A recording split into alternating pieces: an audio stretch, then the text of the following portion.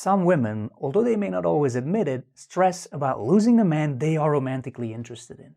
Maybe because he doesn't reply as often as he used to, or he says he's very interested, but then why does he seem so disinterested? Or he starts canceling dates, or they find out he's still using a dating app. Whatever it is, his behavior probably doesn't make any sense to them, and they would like to fix that.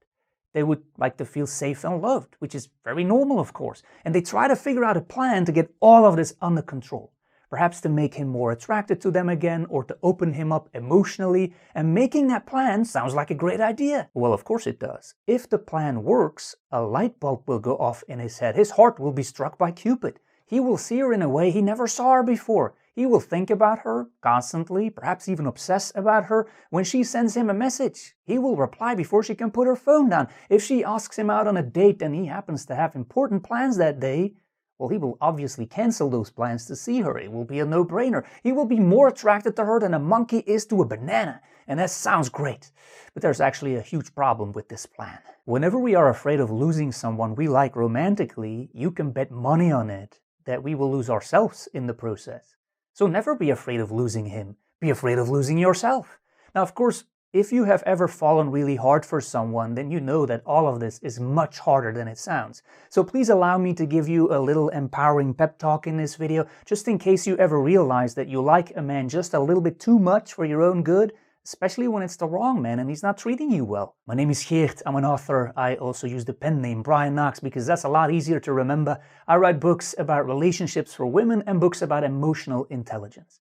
Now, the first thing to always remember is that there are relationship dynamics, natural laws if you want, that play a huge role in every romantic relationship.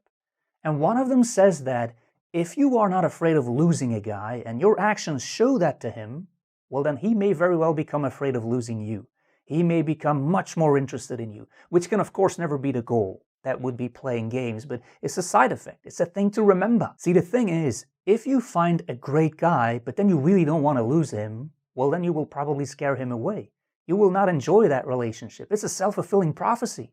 The relationship will then probably end because of the things you did for the relationship to not end. That's a self-fulfilling prophecy. And in all honesty, when we try to not lose someone, we can become very uptight then, not fun to be around. Plus, relationships will then always feel like a lot of hard work, even with a good person that treats us well. Let's say a woman really doesn't want to lose her boyfriend and she tries hard to not lose him. She may then say things like, "So, hey, you're not planning on leaving me, are you? Your phone just vibrated. Who was that? And why are you still talking to other people anyway? Am I not enough for you? You've been staring at that woman for the last 10 minutes now and you're not even trying to hide it. I'm sitting right next to you. This is not respectful. And I know she's just on TV presenting the news on CNN, but still, you don't look at me that way. Don't you like me anymore?" Yep. It will be very hard to enjoy that relationship. Probably for him as well. There's another great natural law. The person in the relationship who needs the other one the least will have most of the power in that relationship and will quite often attract the other one. See, that's why some women can, for example, be attracted to a man that is clearly not that interested in them. It's because he doesn't want them that there's an imbalance and that he becomes more attractive to them. And that's silly, but true, that's how it works. And this is often when their friends and family start to say, "We don't get it. You deserve so much better. What do you see in him?" These women are not seeing. They're blinded. That's the problem. It's that stupid natural law. It's one of the natural laws I personally really don't like, but it exists. You may already have experienced it yourself. So in a good relationship, there will obviously be a balance of wanting the other person. So both people want each other equally then. And so there's also a balance of power. If there's an imbalance, we need to fix it. If you allow the imbalance because you are, for example, trying to avoid losing someone or you want to make sure that they stay interested in you, well, then you get problems like dermatitis. Dermatitis is a pretty scary disease with symptoms like, you've done something I really don't like. You've crossed one of my boundaries. I'm just not going to tell you because I don't want to risk losing you. So when am I going to get a text back this time? Why does it always take you so long to reply? I've asked the question this time, so I should get a reply, right? Right? You seem to be losing interest in me. Well, that makes me more interested in you. I want you more than ever now. I don't know why, but I just follow my feelings. I'll put in more efforts. Yep, Never fun to be a doormat. So here's what you can do. We don't always choose what we are attracted to in another person, but there's one little check, one question that can give a lot of clarity. How am I being treated by that person? Good? Cool. Then it's okay to be attracted. Then it may be a good idea to start dating that person or to start a relationship. Not good? Not treated with respect here? Well, then I'm not going to do anything with this attraction that I feel. It's just a feeling. Feelings are often wrong. I'm not going to listen to it.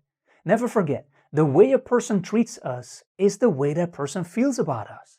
It's not rocket science. So if someone doesn't treat us well, that means they don't have a lot of feelings for us and they're not worth our attention and attraction anyway. Expect to be respected. Self-respect is like an aphrodisiac to good men. Bad men don't like women with self-respect because they can't manipulate them, but good men are very attracted to it. And I've talked about this in other videos, but if a good man ever crossed the boundary, like he made a rude remark that didn't sound rude to him, and you put him in his place, well then I'm sure you've seen the positive effect that had on him. He probably liked you more and never saw you the same way again, because as humans, we respect people who respect themselves.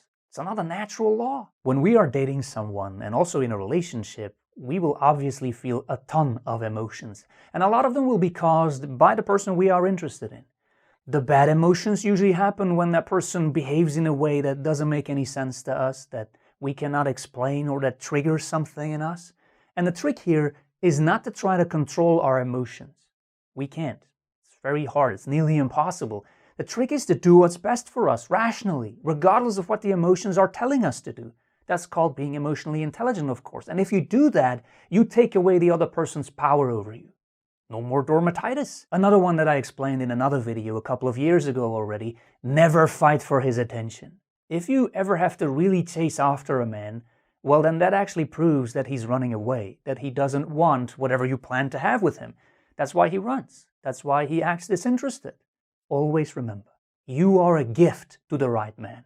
So especially in the early stages of the relationship, he should truly act like a 9-year-old on Christmas morning when he received his gifts. He should be super happy, super excited to be there with you. If you ever have to convince him why you are great, or if he's not excited to be with you during the first couple of weeks of the relationship, find another man who is. And finally, as I always say, don't ever be afraid of losing a man, because if he's worth those emotions, because he's such a great guy and losing him would truly be a bad thing, then he's not going anywhere anyway.